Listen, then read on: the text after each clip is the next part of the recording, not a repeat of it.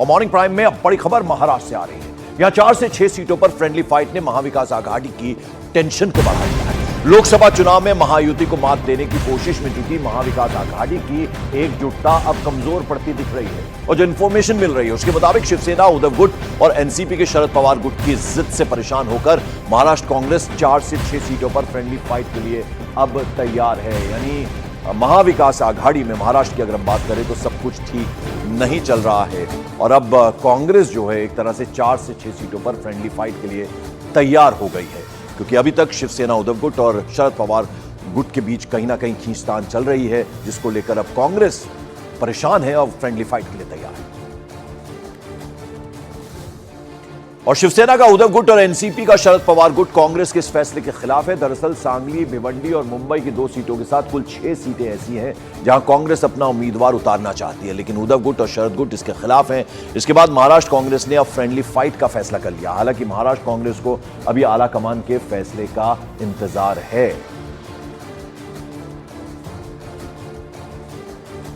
और अब ऐसे में महाविकास आघाड़ी में फ्रेंडली फाइट पर तनाव बढ़ गया है। हालांकि यह प्रस्ताव अभी कांग्रेस आला कमान के पास पेंडिंग है और महाराष्ट्र कांग्रेस के अध्यक्ष नाना पटोले का कहना है कि आला कमान जो फैसला लेगा वही किया जाएगा। यानी पूरी नजरें जो हैं अब आला कमान पर टिकी हुई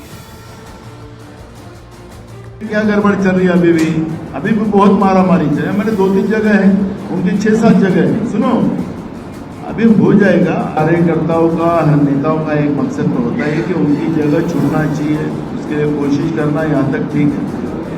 आखिरी इसका डिसीजन हाईकमांड लेगा। आज हाईकमांड के दरबार में ये बात हो रही है। सबने इस बात को हाईकमांड पे विश्वास रखना चाहिए। हमने अपने तरफ से पूरी बात हाईकमांड के पास रखी है। आज कुछ न कुछ फैसला हुआ, कार्यकर्ता करके हमें उस निर्णय की अमलबजावनी करना पड़ेगा।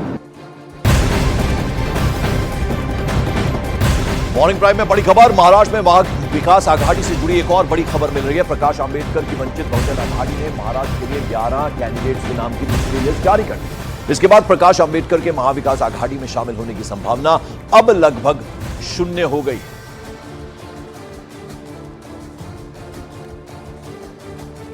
तो प्रकाश आंबेडकर के इस फैसले पर नाना पटोले ने कहा कि जब उन्हें साथ रखने का कोई मतलब नहीं बनता, वहीं दूसरी तरफ प्रकाश आंबेडकर ने महाविकास आघाड़ी पर आरोप लगाते हुए कहा कि गठबंधन में उन्हें और उनकी पार्टी को इज्जत नहीं मिल रही।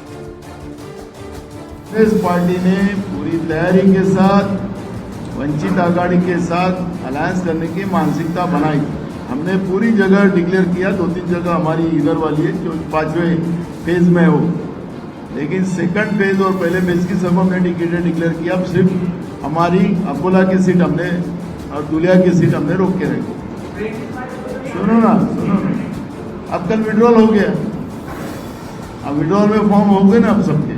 हमने अकोला का हमने कैंडिडेट भी डिक्लेयर नहीं किया था। हमारी भूमिका क्या थी ये तो पूरे स्टेट जानता है, देश जानता है। आघाड़ी में ना हमको इज्जत मिलती थी और ना जो ताकत हमको मिलनी चाहिए, जो सीटें मिलनी चाहिए थी, वो सीटें भी वहां पर मिल नहीं रही।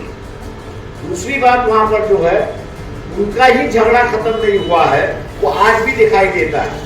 हर तीनों पार्टियां जो है वो अपनी अपनी अलग अलग लिस्ट वहां पर पब्लिश कर रही है और इसलिए हम लोग ने फैसला किया कि हम लोग जो है ओबीसी को साथ में लेते हुए जो मराठा आंदोलन के माध्यम से जनांगी पाटिल ने अगर राजनीति में आने से अपने आप को रोका है, लेकिन उनकी जो ताकत है उसको साथ में लेते हुए यहाँ की बदलाव की राजनीति हम लोग शुरुआत करें।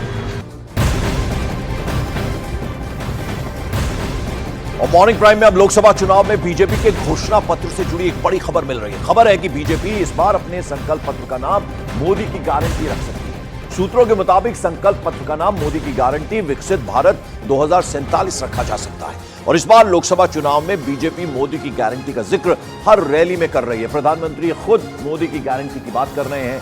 ऐसे में यह माना जा रहा है कि बीजेपी अपने घोषणा पत्र, अपने संकल्प पत्र का नाम भी मोदी की गारंटी रख सकती है।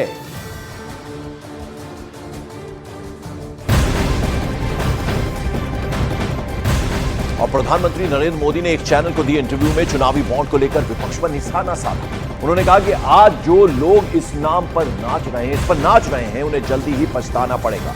2014 से पहले जब चुनाव हुए तो कौन सी एजेंसी बता सकती है कि पैसा कहां से आया, कहां गया? हम चुनावी बॉन्ड लेकर आए हैं, इसलिए आज आप बता पा रहे हैं कि किसने किसको कितना दिया और कैसे दिया, अन्यथा वो पता नहीं चल पाता।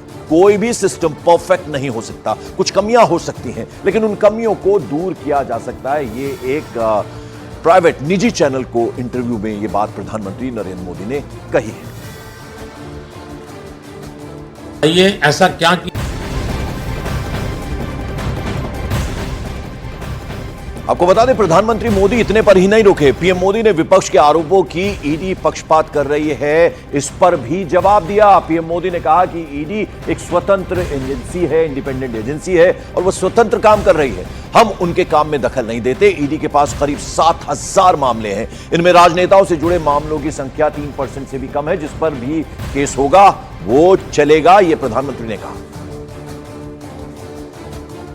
ईडी ने काम क्या किया? उनका समय था, उनके यहां 5-10 साल में जो कैश उन्होंने पकड़ा वो सिर्फ 35 लाख। हम लोगों ने जो कैश पकड़ा वो करीब 2200 करोड़ है, 2200 करोड़ रुपए।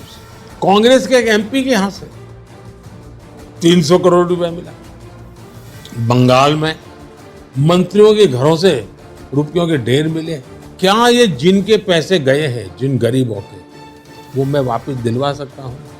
तो मैं इसकी जांच करवा रहा हूं। वैसे हमने इसके पहले जो पकड़े थे उसमें से करीब